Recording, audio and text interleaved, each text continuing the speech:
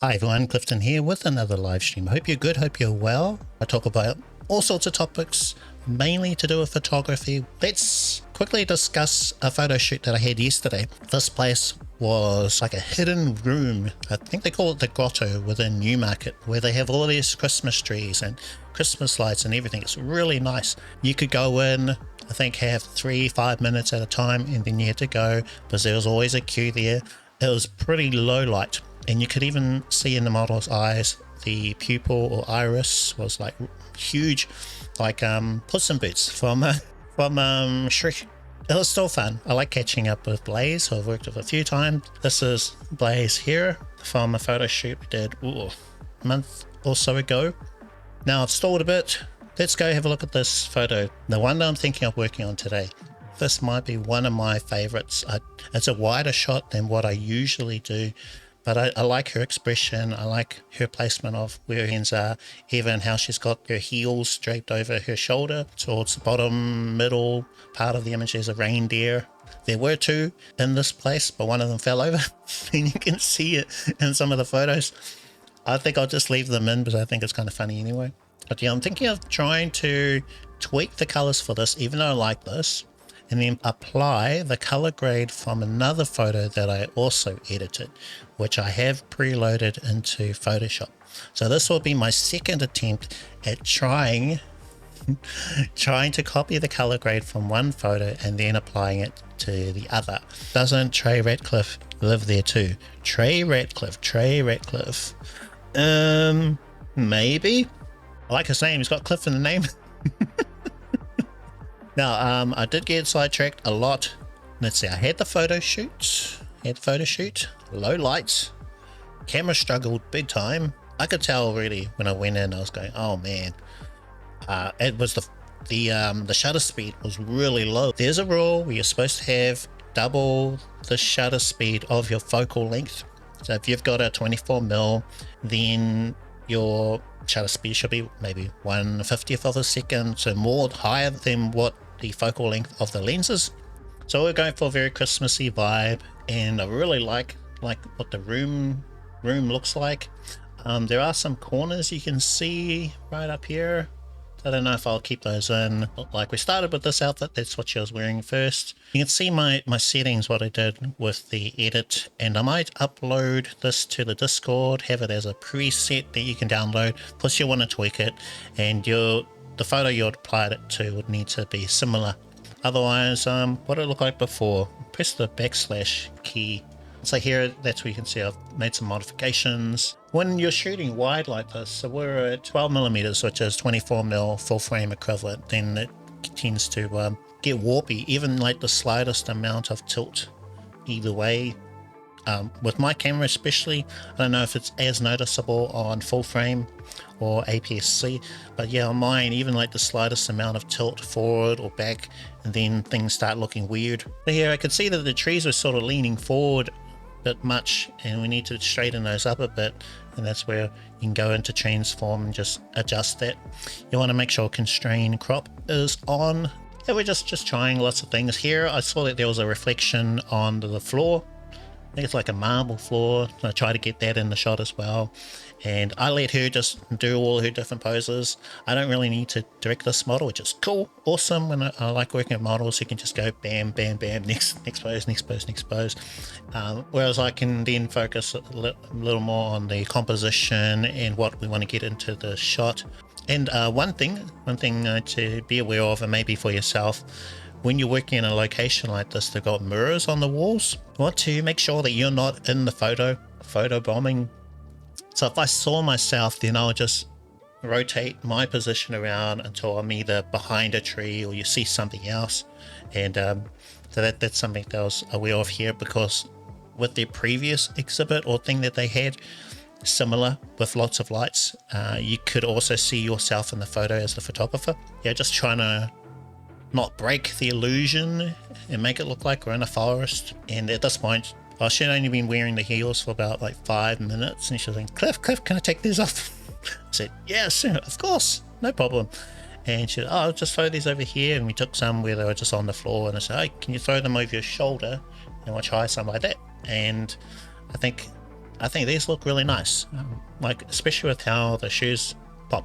And here I was keeping an eye out on where I was as well. If she wasn't there, then you could see me. You could see me in the reflection of the wall. So I was always trying to say, oh, I can see myself. I'll just reposition a couple steps across so you can't see me. And yeah, I was always sort of keeping an eye out for things like that. But I think the mirrors really help with the effect to make it bigger, look bigger than it is. Yeah, I like the kind of hero angle where it's a very low shot looking up at the person, at the model. I thought that sort of suit, and also you get to see the ceiling. Really wanted to show that off with the fairy lights on the roof. And it's not as big as it looks. It's kind of like an average room size, just filled with all these trees. You can see it here. Whoa. What happened? And you can see the noise as well. Up here, the camera details. So on 1/60th of a second at 2.8. 3200 ISO. For a micro four thirds, yeah. Even at 400, it's pretty noisy. I've tried to reduce the noise as much as possible, and from wide, you don't really notice it. See that one, that deer, he's just drinking water. This is a pond. It's a pond. It's a lake, and she's standing in the lake. Yeah, that's what that is. And that deer is just drinking water. Let's see, and there we go. So that's all of the photos. There is 77 out of 100 and something. If we switch to this other tab, you can see here I have a reference photo. This is not one of my photos. It is a photo taken by Chris. His Instagram handle is CNH Photography. Check out his account. Of course, check out my Instagram as well, Cliff Gratz on Instagram. So again, this is my edit, not my photo though. And we're going to see if we can get these colors onto the other photo, this one here, and hopefully, fingers crossed, it's going to come out as good as I think it will. I think it'll look good, but I don't know. We'll find out. Okay, so the first thing we want to do is we've got our reference image, we've got it right here, and what I'm going to do is make sure I've got Photoshop selected. I'll press Control Shift Alt and S. So this is the Save for Web dialog box. What we want to do is we'll want to change the preset from what it is currently JPEG and then go to GIF or GIF. We'll also want to change the colors from 256 to 3. Now that'll reduce everything down to the 3 core colors that we're after. Now we'll go to this dialog box. We'll go to Save Color Table. So that's been done. Click Cancel. And then we'll go back to swatches. This time what we want to do is we want to import a swatch. We're going to go to our folder, which is the color grading one. It won't show up because the file type that's looking for is .aco. Instead, we want to bring up color table, which is .act. It has come up now, so I'll select yes. Want to use that one. We'll load the color swatch, and here it is at the bottom with the 3 colors that we do want. We're going to go back to the image that we do want to work on, add a gradient map. We're going to select the symbol, not the mask. I'm going to double click this area where it's just black. I want to change where the colors are being mapped to. I'm going to make sure that the gradient editor is to the side, and we also have swatches open like we do now. Double click one of these color points, select one of the 3 colors that we have. I will just go with this one to start off with since it's first. We're going to keep an eye on where the brightness level is, which is 73. In fact, you can copy that and click OK. We're going to paste it into the location. So this is where we want this brightness of color to be applied to this area. Next up, we're going to go to this other point. We're going to double click that. Color picker tool will come up, and this time we're going to select one of the other colors. So I'll select that. I'm going to keep an eye or copy the brightness of this color. Click OK, and then we're going to paste that into that part. And then we just need a third one, so we'll just click somewhere else. And this time we're going to select the 3rd color that we grabbed from the other image, the reference image. Keep an eye on the brightness for this one, which is 82. Click OK, and then paste into the location field. We'll click OK for that. And wow, that looks awesome, eh? We do want to adjust the blending mode. We'll go from normal, where it just looks really weird. Let's leave it at that. So at 55% with the opacity on the gradient map with a blending mode of soft light. Now from this point, this is where you add a further adjustment for the skin tones. What I'll do is we'll go back to the reference image, like so.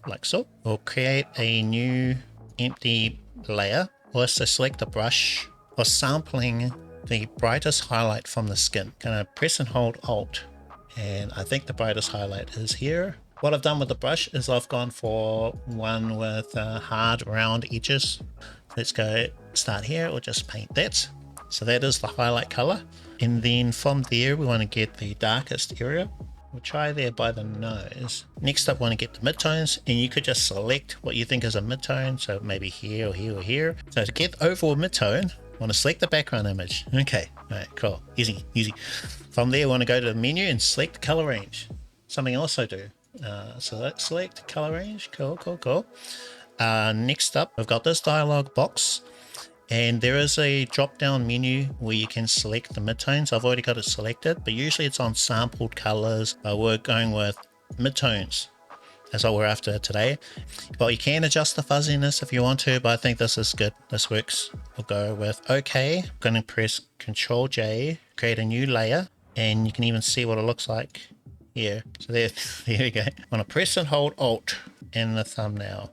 From the menu, you want to go to Filter, Blur, and Average. So that should get the average color. Hold Alt to sample from the blue that we have, and then we'll paint it here like so. So those are our three colors: highlights, midtones, and shadows. Press Control C to copy that layer.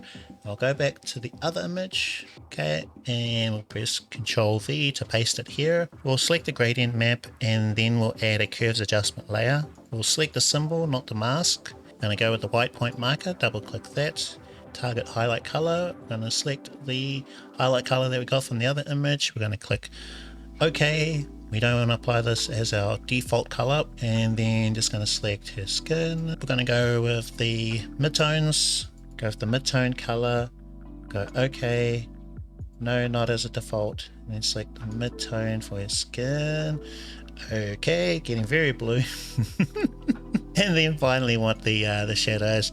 So here we're going to go with the shadow color. Click OK. No, we don't want it as the default for the shadows. And then we'll just try it in here. It looks pretty weird, but we'll change the blending mode. Let's try soft light. No, want to add more pop? You could add in a vibrance adjustment layer. So let's see what we can do there. But I think it would be a lot of tweaking. And also I could change these. So with the curves adjustment, which is for skin tones, I could map that so it's just around her skin, or maybe just her, the subject. Let's turn that layer off, our sample palette. Got to select and see what subject does. I don't think that's going to work all that well because her dress blends in. Oh wow, okay, not bad. From there we can go back up to curves. What I'll do is just add a folder and then a mask to that. Yeah, now it's just on her where the curves adjustment layer is being applied. Bringing up another folder, we'll select the other mask, drag that down to here. This is going to be for the background. Control I to switch it, and then we can just pop that under there. Okay, yeah, stands out a lot more now. And then we could tweak it further, because I think the color is probably a little too much. So what would happen if we adjust the fill? Get in there. Still want to maintain some of that blue. I'll stop it there because I think all it is from this point is just tweaking, right? In general, I think that came out pretty well from like this image, copying that look and applying it to the other one. We'll do a side by side just so it'll make it easier to compare the two. I mean, I could add more blue, so definitely more blue on the other image. So we could bump that right up. Let's go like 100%. Oh yeah, that looks more like now. I could do other things with this. I have brushes that look like snow or mist, so we could add that in the foreground, and could also clean up the top part of the image. So these wires or things that are here, there's even something right there. Yeah, I think it's like a sprinkler. You could do more to remove things like that, but nothing that I haven't already covered with blemish and distraction removal.